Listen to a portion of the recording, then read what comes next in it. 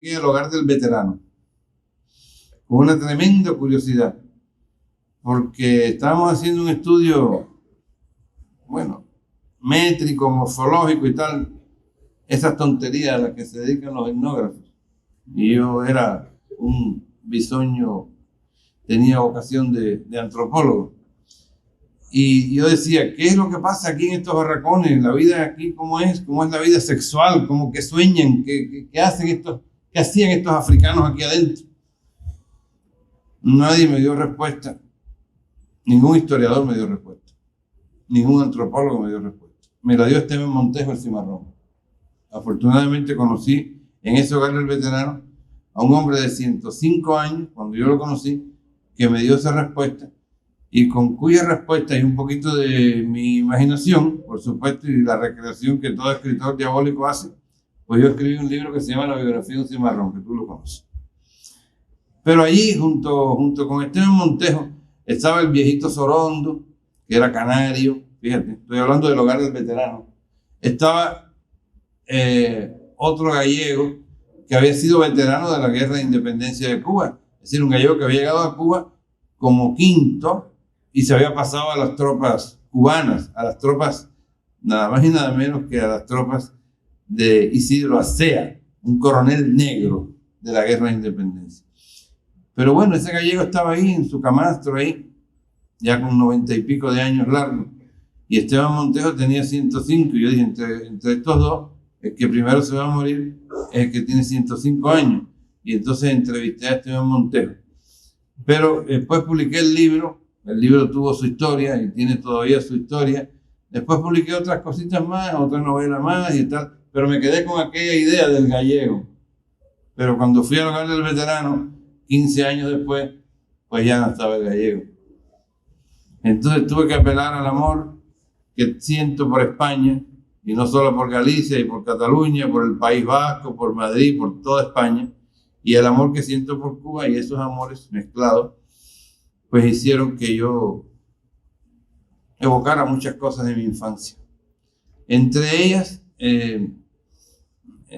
aquella playa de gallegos que, como en Cárdenas, en la Cárdenas donde él nació, poblaron mi infancia, porque no eran catalanes los que poblaron mi infancia. Los catalanes eran constructores, eran médicos, eran farmacéuticos, eran artesanos, hacían el vidrio emplomado, tenían otros oficios.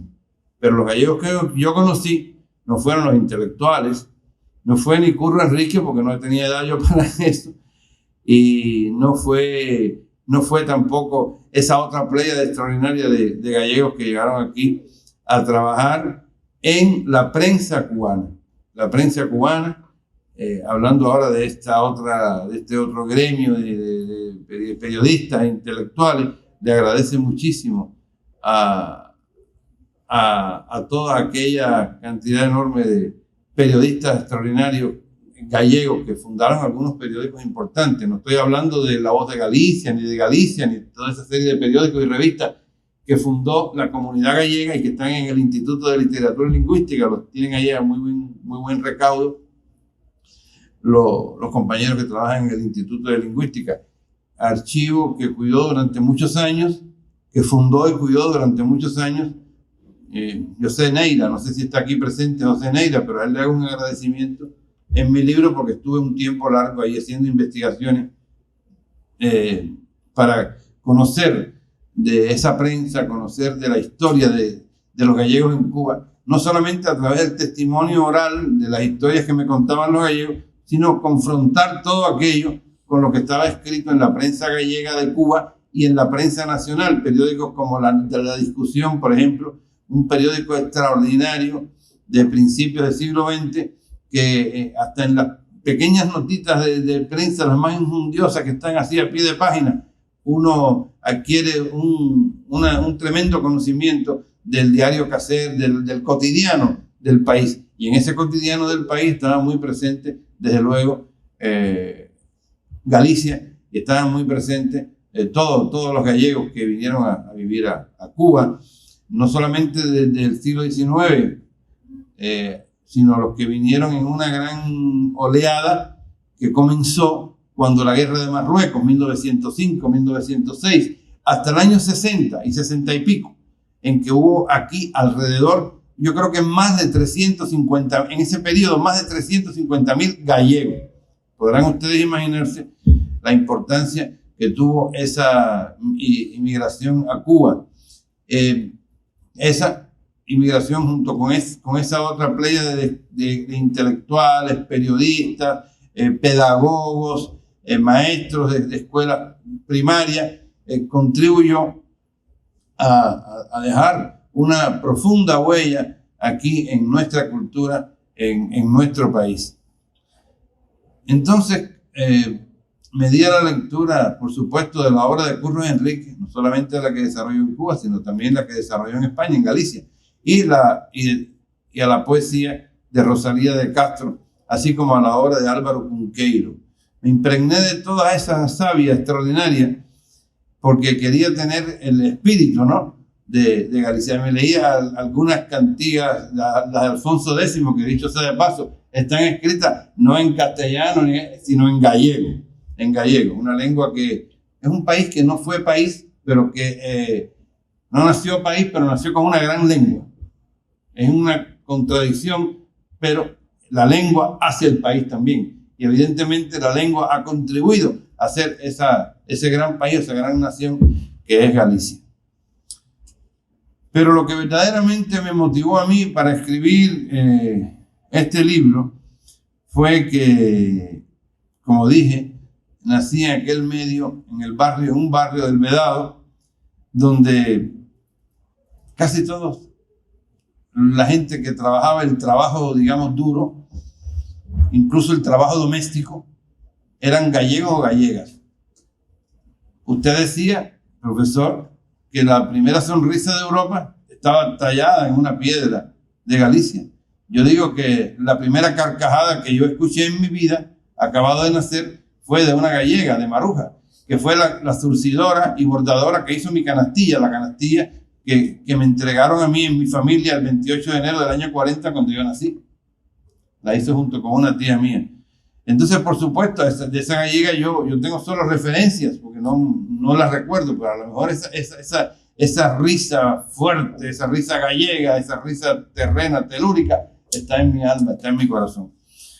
Y junto con eso, pues los baratilleros aquellos, algunos de los que están aquí se acordarán de aquellos buhoneros o baratilleros en aquellos carromatos preciosos de cristales, donde vendían todo el bordado, la sedería, toda aquella maravilla con sus campanillas y sus caballos que paseaban por las calles, algunas de adoquines, otras de tierra y otras calles pavimentadas del Vedado.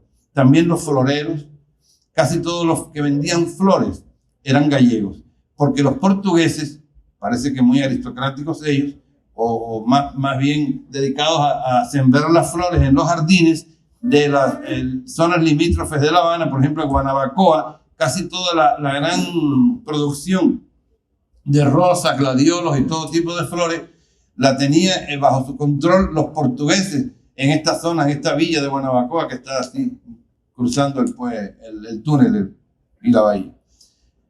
Pero quienes expendían las flores en canastas eran generalmente los gallegos. También los dulceros que llevaban aquellas correas de cuero con aquellos recipientes de metal donde vendían dulces gallegos, empanadas gallegas.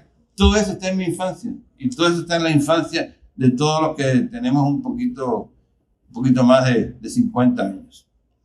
Así que todo aquello a mí me despertó la inquietud y sentí la necesidad de recoger aquella presencia, porque era inevitable, había que recoger de alguna manera aquella presencia.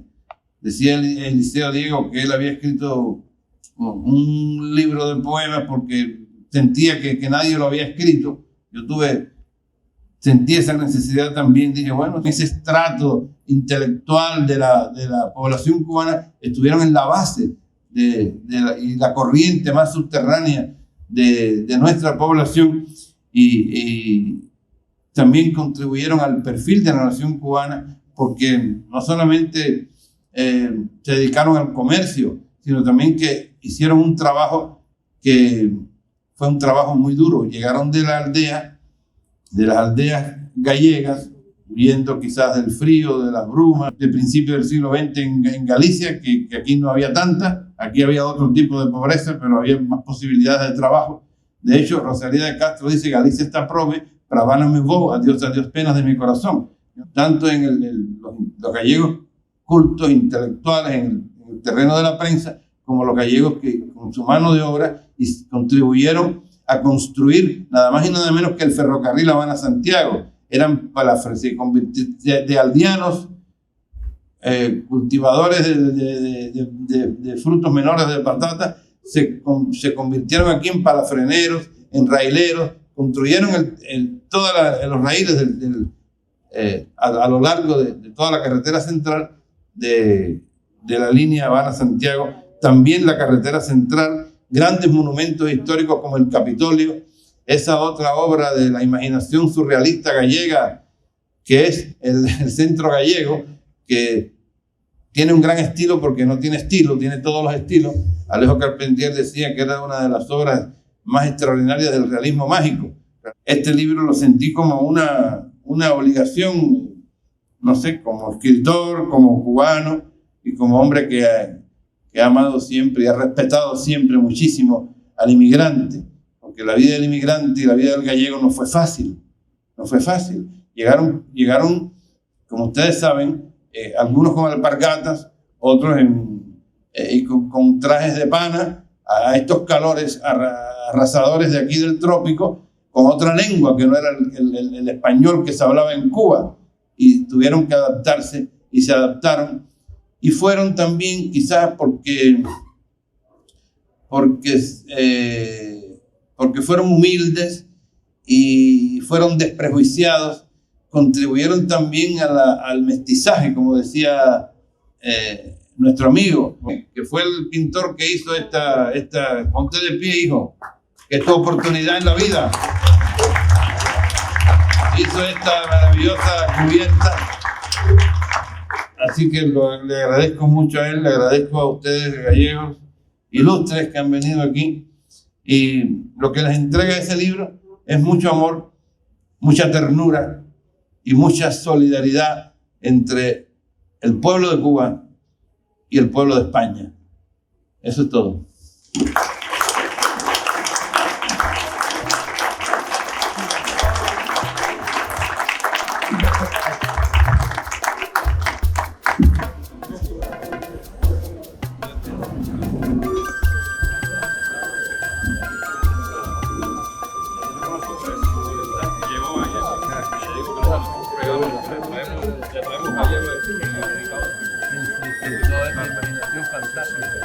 Oye, me dio pasaje, pero tenía el libro que me llevaba. Yo no lo puedo.